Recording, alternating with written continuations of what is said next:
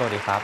ผมทามจาก Ideal Group Channel นะครับในคลิปที่แล้วเราได้พูดเกี่ยวกับโครงการลดการปล่อยก๊าซเรือนกระจกของอบกไปนะครับส่วนในคลิปนี้ผมจะพาท่านผู้ชมไปรู้จักกับคาร์บอนเครดิตถ้าชอบนะครับอย่าลืมกดไลค์กดแชร์แล้วกด Subscribe เพื่อเป็นกำลังใจให้พวกเราด้วยนะครับเดี๋ยวเราไปชมกันครับในทุกวันนี้เพื่อต่อสู้กับวิกฤตการเปลี่ยนแปลงของสภาพอากาศและภัยจากปรากฏการณ์ธรรมชาติที่รุนแรงขึ้นทางสหประชาชาติและผู้นำต่างประเทศจึงได้จัดการประชุมและร่างสัญญาเพื่อให้เป็นพันธมิตรร่วมมือกันทำตามนโยบายเพื่อแก้ไขปัญหาภาวะโลกร้อนด้วยเหตุนี้จึงได้มีการประกาศใช้อนุสัญญาสหประชาชาติว่าด้วยการเปลี่ยนแปลงสภาพภูมิอากาศ The United Nations Framework Convention on Climate Change ซึ่งมีผลบังคับใช้เมื่อปีพุทธศักราช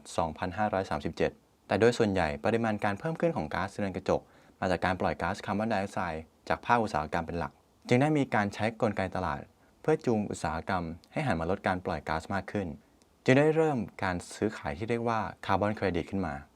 คาร์บอนเครดิตหมายถึงสิทธิ์ที่เกิดจากการลดปริมาณการปล่อยก๊าซคาร์บอนไดออกไซด์หรือก๊าซเรือนกระจกสู่สิ่งแวดล้อมอันเนื่องมาจากการที่บุคคลหรือองค์กรได้ดำเนินโครงการหรือมาตรการที่มีเป้าหมายเพื่อลดการปล่อยก๊าซคาร์บอนไดออกไซด์หรือก๊าซเรือนกระจกสู่สิ่งแวดล้อมซึ่งสิทธิ์ดังกล่าวนี้สามารถวัดปริมาณและสามารถนำไปซื้อขายในตลาดคาร์บอนเครดิตได้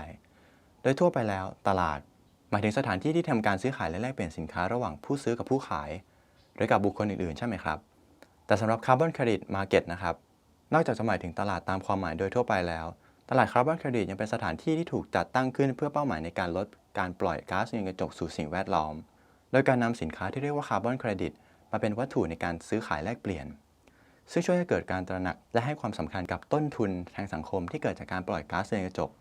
และในที่สุดแล้วตลาดคาร์บอนเครดิตจะเป็นจุดนัดพบระหว่างผู้ซื้อผู้ขายผู้ลงทุนหรือบุคคลอื่นๆที่มีเป้าหมายตรงกันด้านการลดการปล่อยก๊าซเรือนกระจกสู่สิ่งแวดล้อมตลาดซื้อขายคาร์บอนเครดิตสามารถจำแนกออกเป็น2ประเภทคือตลาดซื้อขายคาร์บอนเครดิตภาคบังคับ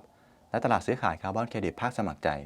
สำหรับตลาดซื้อขายคาร์บอนเครดิตภาคบังคับหน่วยการของรัฐจะเป็นผู้กำหนดปริมาณการปล่อยก๊าซคาร์บอนไดออกไซด์สู่สิ่งแวดล้อมของภาคอุตสาหกรรมต่างๆในกรณีเช่นนี้หากโรงงานหรือบริษัทต้องการปล่อยคาร์บอนไดออกไซด์สู่สิ่งแวดล้อมเกินกว่าปริมาณที่กำหนดโรงงานหรือบริษัทนั้นก็มีสิทธิ์ที่จะซื้อคาร์บอนเครดิตจากโรงงานหรือบริษัทอื่นที่มีปริมาณการปล่อยก๊าซคาร์บอนไดออกไซด์สู่สิ่งแวดล้อมไม่เกินปริมาณที่กำหนดได้จากกรณีข้างต้นจะส่งผลให้โรงงานหรือบริษัทที่ได้รับสิทธิ์จากการซื้อคาร์บอนเครดิตกลับมามีสิทธิ์ปล่อยก๊าซคาร์บอนไดออกไซด์สู่สิ่งแวดล้อมอีกครั้งในปริมาณที่ไม่เกินกว่าปริมาณที่กำหนด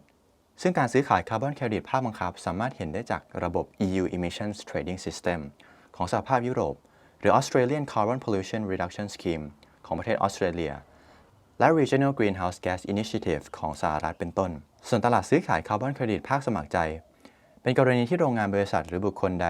ที่สมัครใจดำเนินโครงการหรือมาตรการที่มีเป้าหมายเพื่อลดการปล่อยก๊าซคาร์บอนไดออกไซด์หรือก๊าซเรือนกระจกสู่สิ่งแวดล้อมคาร์บอนเครดิตที่ได้จากโครงการดังกล่าวสามารถนำมาขายในตลาดคาร์บอนเครดิตภาคสมัครใจและโรงงานหรือบริษัทที่ปล่อยก๊าซคาร์บอนไดออกไซด์สู่สิ่งแวดล้อมเกินกว่าปริมาณที่กำหนด